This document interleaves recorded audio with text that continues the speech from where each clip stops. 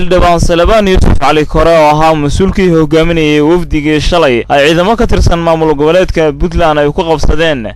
duleedka degmada Taleex ayaa ka hadlay dhacdadaasi sida ay u dhacday isagoo tilmaamay in qaar ka mid ah ciidamada maamul goboleedka Puntland ay weerar ku soo qaadeen isla markaana ay afduubeen mas'uuliyiin ka tirsan maamulka gobolka Sool oo ku wehelinayay safarkiisa wuxuuna tilmaamay inay ahaayeen wafdi markaasi shibil ah kuna socda deegaankooda isagoo ka hadlayna waxa hadaladiisii ka mid ahaa magaalada Taleex waa deegaanka ilaa 200 kiiloomitir u jira magaalada Laascaanood fakarkaygu gudaha waxa inaanu meesha u tagno inaanu dadkana soo indhaynayno maamulka iyo tayeentiisana gaarsiino annagu ku sii jidna jidkaygii dheeraa aan muddada sii soconay ayaa jidka waxaa noo galay runtii dad la odhan karo waa koox qawlaysataa oo arxan daran oo dadan milgaha nabadgelyada iyo dhaqanka dadka af Soomaaliya ku hadlaa aanay ku adag sameeyeen oo ah annagoo kusii socono oo aan wax ciidan ay jirin dad civil servant shaqaalaha u badan iyo anigoo xildhibaana waxaba yaraatay ciidana oo aan wadanay ma jiro deegaankaanu dadka aanu wada soconayna waxay deegaanka Taleex bay ka wada tirsan yihiin dhammaantood ayaa sidaasi dadkaasi noo galeen wado meel togay noo galeen dadkaas qaybna waa laayeen qaybna waa qabteen technical aad u badan ilaa 7 gaadhana way haysteen yaa 150 oo 200 oo nin oo ciidan ah inaan ku tala galayna way ahaayeen waxaana ka muuqatay in aad iyo waqti badan iyo diyaar garow badan uu jiray arinta dhacday saasay ku dhacday guud ahaanna waxa weeye dhaawac iyo gaadiid iyo dad iyo dhimasho oo ka dhacday halka aad xustay inay ahaayeen niman maleeshiyada Puntland dhankeeda waxay sheegeen in iyagu ahaayeen ciidamo ay soo direen arinta ayada anigu midmo oran Puntland ma soo dirin waxaan rabaa inay Puntland soo dirtay ciidankii madaxtooyada ba ahaayeen laakiin waxaan u sheegayaa qaabka ay dhaqanka u dhaqmaan baa wuxuu ahaa qaab ku ah gef yani sida ummaduhu u wada noolaadaan ama yani dad birimageeda oo aan hub haysan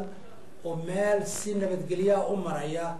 oo safar ku jira ayaa waxa la dhacay xabad nooc kasta oo hub ah oo la isticmaalo waxa sidoo kale xildhibaan la sheegay in meesha dagaal ka dhacay sidaas hoosteena idinku waa wafdi ahaan ku socda oo shibil ah ayaa la soo weeraray arinta ayada maxaad ka leedahay waxba oo meesha dagaal ah oo ka dhacay ma jirto runtii anigana dhowr askari baa ila socday oo qori gaaray ahaa wax kale oo meesha yaalay ma jirin iyo 10 technical iyo 200 oo nin waad garan karaysaa oo waliba ku sii diyaar garoobay oo laami ku galay waad garan karaysaa waxay u yimaadeen meesha inay dadka laayeen oo umada meesha joogtay iyo wadada dadka maraya oo deegaanka ah dadka u dhashay waliba dadka meesha anigana ku dhaho waxaanu ka soo wada jeednaa deegaanka degmada Taleex waxa loogu talagalay dadka in sida loo galo oo lagu laayo lagu xasuuqo lagu qabtaa loogu talagalay isla ciidanka idin soo waray waxa la sheegay in iyagu naftooda ka soo jeedeen deegaanka Taleex arinta maxaa ka jira runtii ka saari maayo way ku jiraan qaarkood way ku jiraan anigu oran maayo kuma jiraan laakiin waxa weeye ciidankii madaxtooyada ee Puntland weeye sidaan idin sheegay kamara saarayeen heer Taleex ku jiro waxa weeye ninka madaxweyne ku xigeenka ee booligaadhadiisii baa u badnaa raga ee xasuuqay ninka madaxweyne ku xigeenka sheeganaya dhinaca shire ayaa ugu badan raga booligaadhadiisii baa ku jira kuwa ridaya xabadaha qaarkoodna waa la garanayay magacyadooda waa la sheegay laakiin waxa ka habaala in ciidan badan oo kale oo nooc kale ah oo madaxtooyada Puntland ka tirsan uu ku jiray dad loo xiray Puntland ka shalay dhacday magaalada ku sugan Laascaanood oo lagu tumeeyay iyaga ka dambeeyay muqul lahaayeen waxa jirta waxay u taala arrimahaasi baaritaan bay yaalaan oo dawladda u taala maamulka gobolka u taala waxa jira dad saddex waji u shaqeeya Puntland u shaqeeya Somaliland iska dhiga hawlo kale oo siyaasadeed fuliya oo triangle soo shaqeeya gorowa halkan uga shaqeeya kale halkan dhibta ka wada information ka isku xira oo wax kasta oo la dhaqaajiyo burburiya iyagoo dana gaara waliba ka siilay aan kala hayn danaha la arki karo ee muuqan kara way jiraan dadkaas xilligan dadkii laga qabtay misay ahaan tiradooda mas-uuliyiin badan baa ku jirtay mas-uuliyiintii xeraalihii gobolka ku jiray dadka la qabtay oo la qafashay oo dhaawaca baa laygu yiri waxaa ku jiray guddoomiyihii degmada maxkamadda waxaa ku jiray guddoomiyihii gobolka waxaa dhintay guddoomiyihii waxbarashada degmada Taleex isgaarsiinta waa la gooyay ayaan nagu maqaalaa amarka waa la bixiyay golis shirkadda la yiraahdo golis waa shirkad bariga sida laygu yiri Cerigaawo aad bay ugu jirtaa laascaarooda way taalaa waxay ka qayb qaadatay runtii operation-ka dagaalka ka qayb qaadatay ilaa intii aanu sii soconay aniga ciidamada iga soo bixi lahaa ciidamada joogay Taleex ciidamadii oo dhan iyo anaga waa kala jiray waxaan ku xiriirno aanu weyn operation-ka ugu weyn ee meel Allah cadawga u sahlay in uu sidaa wax u dhacaan shirkadda golis baa ka qayb qaadatay ugu dambeyntii xilligan dawlad ahaan maxay tallaabo qaadi doontaan